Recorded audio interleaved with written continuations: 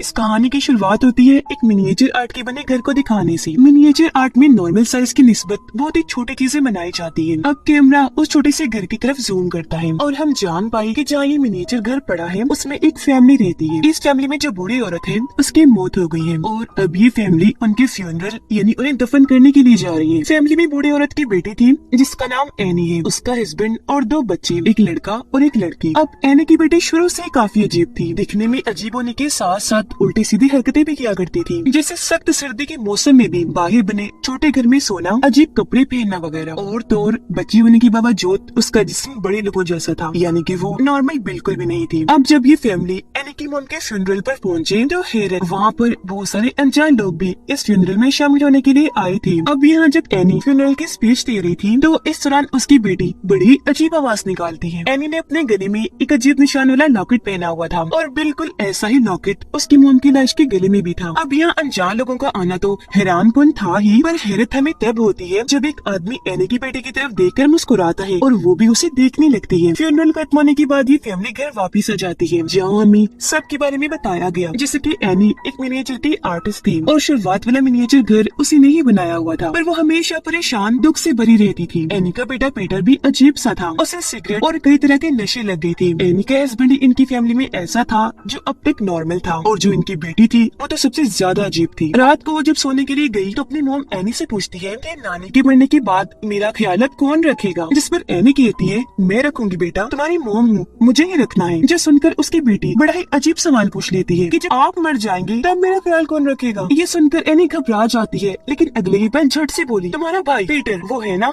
वो रखेगा तुम्हारा ख्याल। एनी उसे बताती है कि मेरी मॉम यानी तुम्हारी नानी सबसे ज्यादा तुमसे प्यार करती थी, इतना कि बचपन में वो मुझे तुम्हारे पास तक आने नहीं देती थी और खुद ही तुम्हें दूध पिलाती थी। इस पर उसकी बेटी जवाब देती है पर नानी को तो लड़का चाहिए था, पर मैं पैदा हो गई तो प्यार वो मुझे मजबूरी में ही करती थी। अपनी बेटी को सुनाने के बाद एनी अपनी मोम का सामान चेक करने लगती है, जिसमें से उसे एक नोट मिला। उसमें एनी की मोम उसे माफी मांगकर कह रही थी कि तुम सबकी कुर्बानी दी जाएगी जो बहुत ही कीमती होगी और इसके बदले में तुम्हें इनाम भी दिया जाएगा। उसकी मोम के ये कहने का मकसद एनी को एक मैसेज देने का था। अगले दिन एनी की बेटी जब क्लास में बैठी थी तो अचानक एक परिंदा खिड़की से आकर जोर से टकराया, जिससे उसकी मौत हो गई। इसी क्लास में एक कैंची पड़ी थी, जिसे ले जाकर एनी की बेटी उस मरे हुए परिंदे का गला काट देती है। अब उसका गला काटने के बाद एनी की बेटी उसका सर अपने पास ही जेब में रख लेती है और जब वो घर जा रही थी तो हम दूसरी साइड पर एक औरत को खड़ा हुआ देखते हैं जो लगातार एनी की बेटी को ही देखी जा रही थी। अब ये फैमिली एनी के मॉम की कमरे को बंद करने का फैसला करती है, लेकिन उससे पहले हमें कमरा दिखाया गया जिसके अंदर बहुत सारे शैतानी रिचुअल यानी जादू के निशान बने हुए थे, जो डीमन यानी शैतान और काले जादू की तरफ इशारा कर रहे थे। अब एनी के हस्बैंड के पास कॉल आई कि एनी की मॉम की कब्र को खोदकर किसी ने उनकी लाश को बाहर निकाल लिया है। अब ये जानकर वो काफी परेशान हो गई, पर ये बात अपनी फैमिली से छुपा के रखती है क्योंकि वो अपनी वाइफ एनी को परेशान करना नहीं चाहती थी। अगले दिन एनी एक सेशन ग्रुप के पास पहुंचती है जहाँ पर बहुत सारे अनजान लोग आते हैं और एक दूसरे को अपने अपने दिल की बातें बताकर अपने दिल का बोझ हल्का करते हैं और ऐसे आपस में घुलते मिलते हैं, अच्छे दोस्त बन जाते हैं। और एनी यहाँ अक्सर आती रहती थी। यहाँ वो अपनी मॉम के बारे में बड़ी अजीबोगरीब बातें बताती है। वो बताने लगी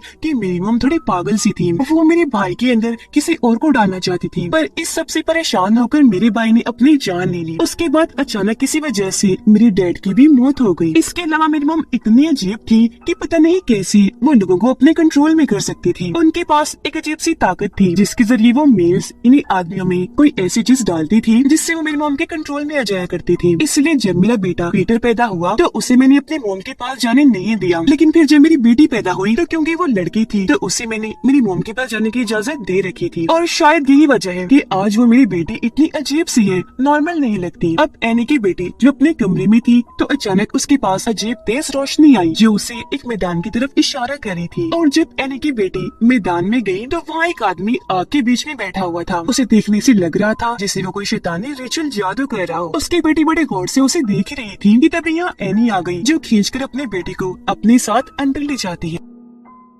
अब पीटर को उसके दोस्त पार्टी में बुलाते हैं। पीटर जाने के लिए तैयार हुआ तो एनी अपनी बेटी को भी उसके साथ पार्टी में भेज देती है ताकि वो शराब वगैरह ना पिए। पार्टी में पहुंचकर पीटर अपने दोस्तों के साथ मिलकर एंजॉय करने लगा और वहाँ वो सिगरेट भी पीने लगता है। उसकी बहन बोर हो रही थी, इसलिए घूमते हुए जब वो एक जगह पर आई तो केक खा लेती है जिसमें ड्राई फ्रूट था, और क्योंकि उसे इस ड्राई फ्रूट से एलर्जी थी तो उसकी तबीयत खराब होने लगती है। उसका सांस बंद होने लगा, दम घुटना शुरू हो जाता है। उसकी ऐसी हालत देखकर पीटर काफी घबरा गया, फौरन उसे गाड़ी में बिठाकर हॉस्पिटल के लिए निकल गया। रास्ते में उसकी बहन सांस लेने के लिए अपना सर खिड़की से बाहर निकालती है, लेकिन इस दौरान गाड़ी के आगे एक जानवर आ गया। अब टक्कर से बचाने के लिए एकदम पीटर गाड़ी सीधी साइड पर कर लेता है और उस साइड पर लकड़ी का एक खंभा था जिससे उसके बहन का सर इतने जोर से टकराता है कि उसके वही मौत हो जाती है। इतनी भयानक कि उसका सर ही जिस्म से अलग होकर सड़क पर गिर जाता है। उसके मुंह से पीटर बहुत ज्यादा दुखी हुआ, सदमे में चला जाता है और अपने मॉम डैड को कुछ भी बताए बगैर चुपचाप अपने कमरे में आकर लेट जाता है। अगली सुबह जब एनी और उसके हस्बैंड को अपनी बेटी की मौत का पता चला तो दोनों बहुत दुखी हुए। एनी तो फूट फूट कर रो रही थी। उसके फ्यूनरल तक मुसलसल हम उसे रोता हुआ ही देखते हैं क्योंकि इस सदमे से वो बाहर नहीं आ पा रही थी। इस हादसे के बाद ये फैमिली का बर्ताव एक दूसरे के साथ काफी अजीब हो गया। कोई भी एक दूसरे को बुला नहीं रहा था, बस चुपचाप ही रहते हैं। इस गम से उभरने के लिए एनी दोबारा से उस सेशन ग्रुप में जाने का फैसला करती है, लेकिन क्योंकि उसकी हालत ठीक नहीं थी तो वो इसके लिए हिम्मत नहीं कर पा रही थी, पर फिर भी जाने का ठान लेती है।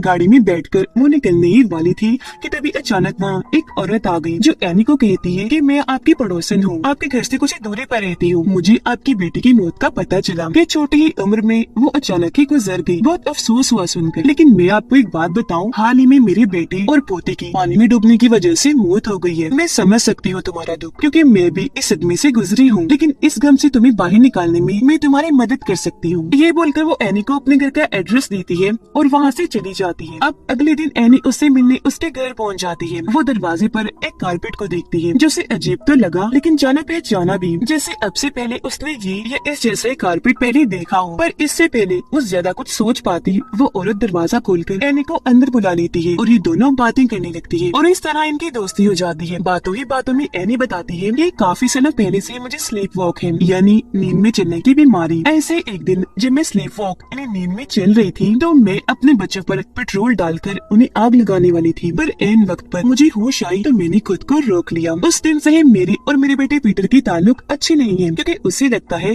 कि मैं उनकी दुश्मन हूँ और मैंने अपने ही बच्चों की जान लेने की कोशिश की। घर आकर एनी अपनी बेटी की मौत का भी मिनिएचर आर्ट बना रही होती है, यानी कि उसकी लाश साइड पर पड़ी थी और उसका सर जिस्म से अलग होकर गिरा हुआ था। ये देखकर उसके हस्बैंड काफी परेशान हो जाता है। इसी रात जब ये फैमिली टेबल पर बैठी खाना खा रही थी तो पीटर की अपनी मॉम एनी से बहस हो जाती है। वो कहता है, मामा सारा कसूर आपका है, आपने उसे मेरे साथ भेजने की जिद की थी, लेकिन जब हम वापस आ रहे थे तो पता नहीं कैसे उसकी मौत हो गई। ये सुनकर एनी को भी बहुत गुस्सा आने लगा और वो चिल्ला कर कहने लगी, ये सब तुम्हारी वजह से हुआ, क्योंकि गई तो वो तुम्हारे साथ ही थी, तो तुमने ही उसे मार दिया होगा। ये देखकर एनी के हस्बैंड काफी परेशान हो गया, दोनों को शांत करता है, जो देखने से साफ लग रहा था कि अब इस फैमिली की दूरियां बढ़ती जा रही है और ये लोग आपस में टूट रहे हैं। अब अगले दिन जब एनी एक स्टोर में शॉपिंग कर रही थी तो वहाँ उसे वो औरत यानी पड़ोसन दोबारा मिलती है और एनी को बताती है कि हाल ही में मैंने एक रिचुअल यानी जादू का प्रोसेस करके अपने मरे हुए पोते की आत्मा से राब्ता किया, उससे बात करना चाहिए। ये बताकर वो एनी को काफी मिन्नतें करके अपने घर ले जाती है और वो प्रोसेस करके सच में अपने पोते की आत्मा से बात करके दिखाती है।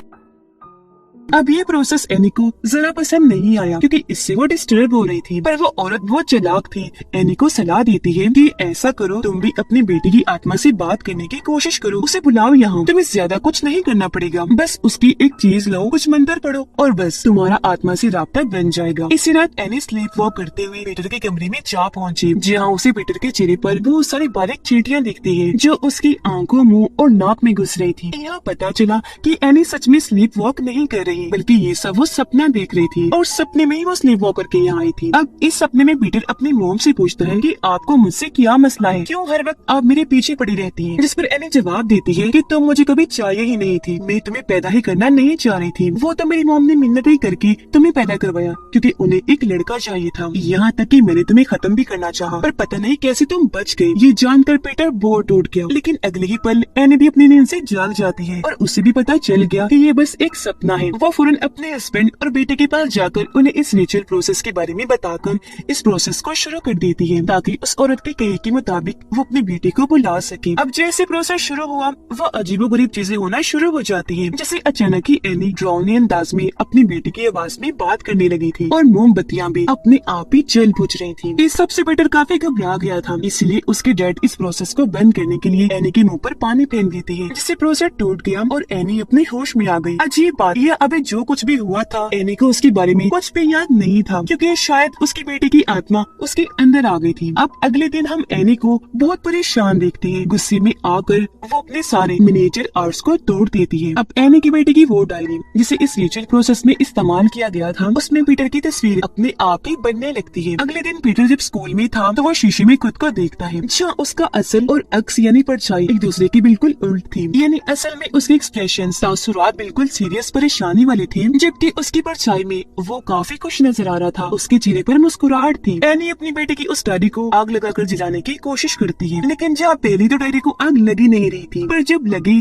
तो एनी को भी आग लग रही थी, इस वजह से उसे डायरी की आग बुझानी पड़ती है। अब एनी इन सारी चीजों से बड़ी कंफ्यूज हो गई थी। उसके दिमाग में कई सारे सवाल थे जिनका जवाब पाने के लिए वो पड़ोसन के घर जाती है, जहाँ उसे पड़ोसन तो नहीं मिलती, लेकिन काले जादू का सामान पड़ा हुआ था और वहाँ पीटर की तस्वीर भी रखी हुई थी और ये रिचुअल काला जादू उसकी तस्वीर पर ही किया जा रहा था। अब जब वो दोबारा से दरवाजे वाली कालीन पर गौर करती है तो उसे याद आता है कि बिल्कुल इस तरह की कालीन तो मेरी मॉम के पास भी थी। वो जल्दी से भागकर अपने घर आई और अपनी मॉम का सामान चेक करने लगती है, जहाँ उसे बिल्कुल वैसे कालीन मिलता है और इसी डिजाइन में कई सारे और कालीन भी, और ये भी किसी जादू के निशानों की तरफ इशारा कर रही थी। उसे शक हुआ, इसलिए वो तस्वीरों वाले एल्बम को देखती है जिसमें उसे अपनी मॉम के साथ ये पड़ोसन औरत दिखती है। और यहाँ ये बात साफ हो गई कि औरत शुरू से ही एनी की मॉम के इशारों पर काम करती थी और अब उसकी मॉम के गुजर जाने के बाद वो बड़ी चालाकी से एनी को बसा कर उसे रिचुअल करवा रही थी अपने किसी मकसद को पाने के लिए। अपनी मॉम के सामान में एनी को एक ऐसी किताब भी मिलती है जिसमें आत्माओं, भूतों, डेमन, शैतानों, काले जादू के बारे में लिखा गया था। उसे पढ़कर एनी को पता चल जाता है कि असल में ये सब कुछ क्यों किया जा रहा था, यानी वो रिचुअल क्यों करवा रही थी। तो दरअसल ये सब कुछ हेल के डेमन बेमोन के लिए किया जा रहा था। ये सब करके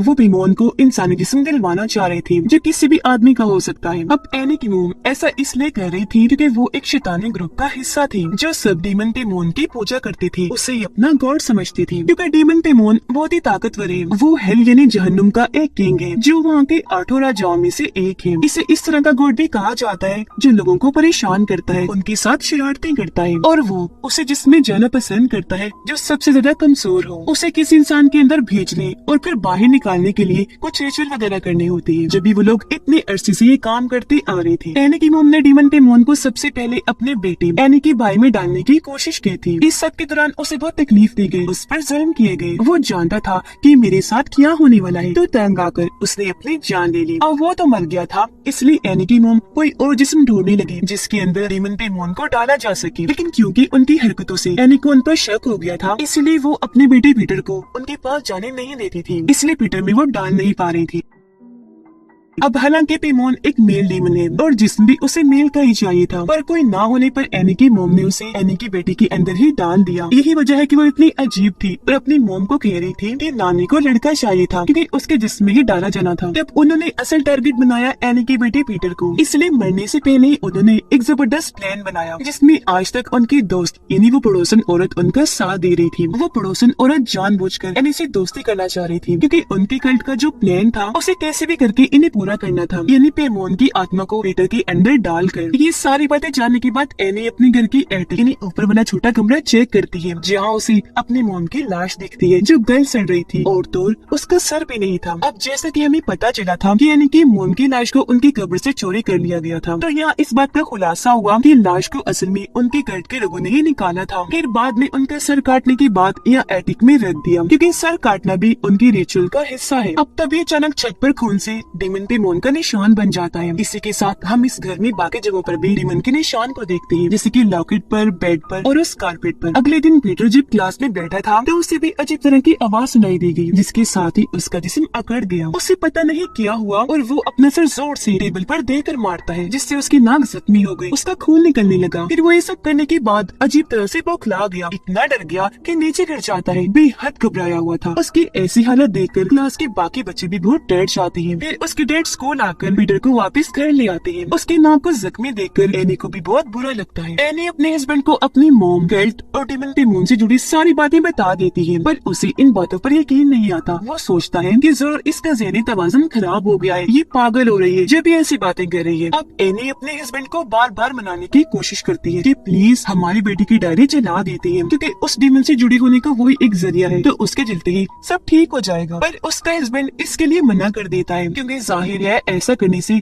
एनी भी जल जाती है। पर उसकी बात सुने बगैर एनी खुद ही डायरी को आग में फेंक देती है, जिससे अब की बार एनी को आग लगने की बजाय उसके हस्बैंड को लग जाती है, जो काफी बुझाने के बाद भी नहीं बुझ रही थी और बढ़ती ही जा रही थी, और इस तरह जलकर उनकी मौत हो जाती है। पीटर को भी होश आ गई थी, और जब वो देखता है कि मेरे डैड के जलने से मौत हो गई, तो वो बहुत दुखी हो जाता है। अब तभी अचानक एनी को कुछ होता है और वो पीटर को मारने के लिए पागलों की तरह उसके पीछे पड़ जाती है। दरअसल अब डेमन पे मून ने एनी को पोजेस्ड कर लिया था और अब उसके जिस्म में आकर उसे कंट्रोल कर रहा था। ये देखकर पीटर काफी डर जाता है और अपनी जान बचाने के लिए वहाँ से भागा और एटिक में आकर छुप जाता है। बाहर एनी पागलों की तरह अपने कंट्रोल से बाहर होकर जोर जोर से अपना सर दरवाजे पर पटकने लगती है, जबकि एटिक में पीटर को भी अपनी नानी की लाश गली सड़ी हालत में मिलती है, जिसके बाद वो अपनी मॉम को ऊपर फेंकता है जो अपना गला काटने वाली थी। यहाँ पर बहुत सारे लोग भी खड़े हुए थे जिन्होंने कपड़े नहीं पहने हुए थे और वो पीटर को बड़े गौर से देख रही होती है। पीटर घबरा गया, वो कांच तोड़कर जल्दी से बाहर कूद जाता है, जहाँ तभी एक तेज रोशनी आकर उसके जिस्म में घुस जाती है। ये रोशनी बिल्कुल वैसी ही थी जैसे उसकी बहन के आसपास भी रहती थी, जिससे हम समझ पाए